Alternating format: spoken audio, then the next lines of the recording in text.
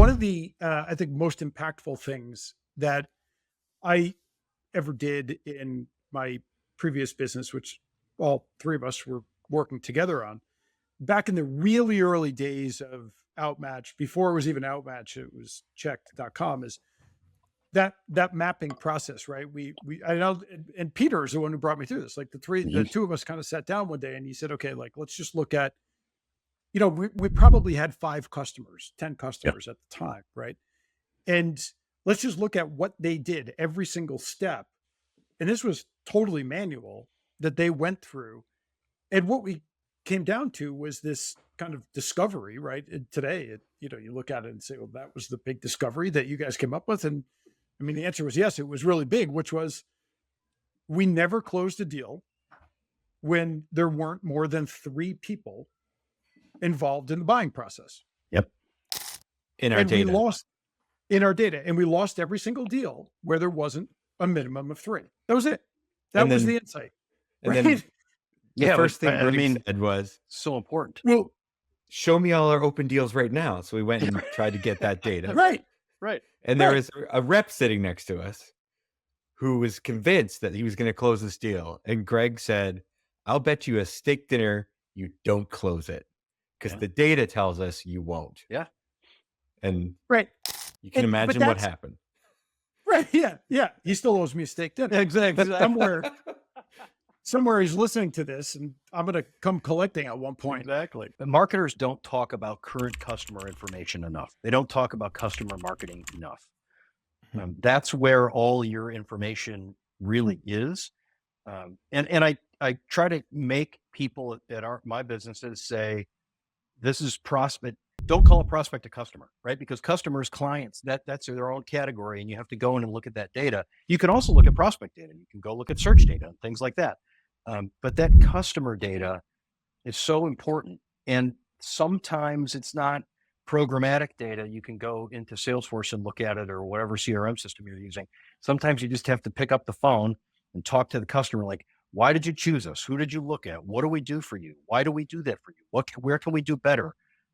Would you tell your friends? And what would you say if you told your friends about this? All that information is super rich in figuring out what keywords to use when you're buying ads, or figuring out what your general strategy is. Maybe you thought your strategy, again, was over here, but you look and all your clients are buying it for a different reason.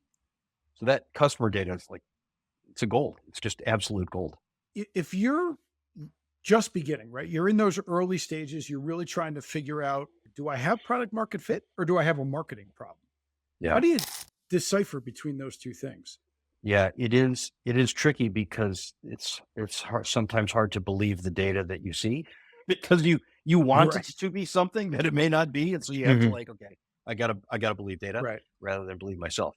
I look at it again, talking to your existing customers. So I'm making an assumption in this conversation that the company we're talking about has some customers to go to and talk to, right?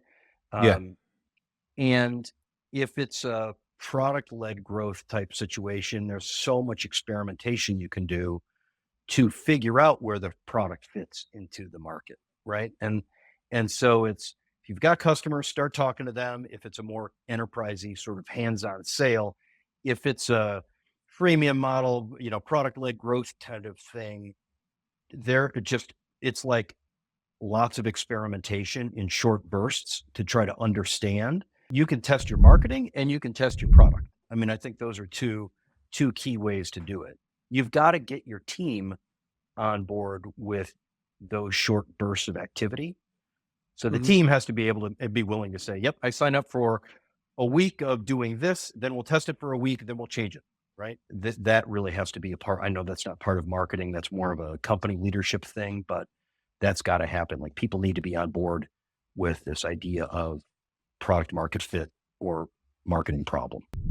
You hit a thing that I see a lot, which is such stuff that we've talked about, but it's when people are like this paralysis of what this perfect thing needs to be like before they execute it. And then it's executed, and then everyone's emotional, upset about it. To your point, like, just start doing something, right? Yeah, you got to start. I was at a startup And we basically built a new product for a vertical that didn't really need the product. And we spent tons of time marketing this thing and having like no success. It was this conversation. Is it the Mhm. market? Is it the product? I mean, the product worked, you know, we could test it. We like Mhm. it's like the product wasn't broken. Just nobody in that particular vertical cared to spend the money and cared to solve Mhm. the problem that it was solving. It was really hard to see through that because the push was grow, grow, grow this one product. And finally we got down to like, okay, after it was probably a year that we just all of us were just driving so hard, just stopped because we had been kind of beaten by that market. Rather than here is a really simple product that we could test very quickly and just give it to as many people as we could and see how it was used. Would have been, even just with no marketing at all, would have told us more about that market than all the keywords you could have gotten, Yeah. right? Just the conversation Yeah. with them all. Tremendous lesson to learn, hard lesson to learn, but super important. I think your advice of just get your product in the hands of as many people as you can within what you believe to be your target market Yeah. and just start collecting information, right? Yeah. Is Because so you important. no, absolutely. Because if you get the right customer, you give it to the right customer and they use it and have great things to say, there are lots more like that customer out there who will pay you. So I think that's the other concern is like, well, wait, I can't give away my product without making money because I got to make some money because I got a business I'm running and all that. But you know, there are more people out there who are willing to pay. It's to give it to some people for free or, you know, whatever your version of Right. free is. Yeah. Well, just you'll get so much good data.